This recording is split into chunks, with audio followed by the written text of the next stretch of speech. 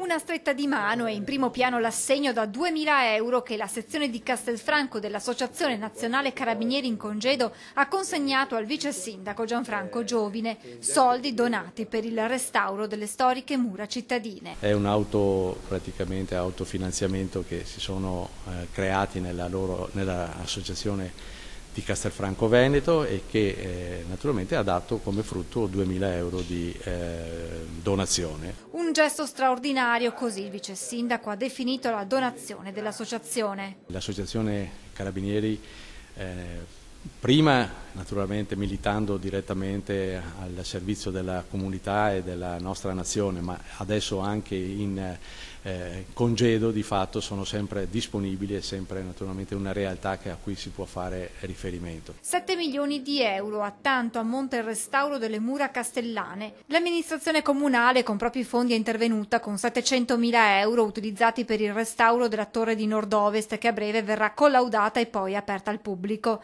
Ha invece preso il via in questi giorni il cantiere della torre di sud-est finanziato dal Ministero dei Beni Culturali con 500.000 euro.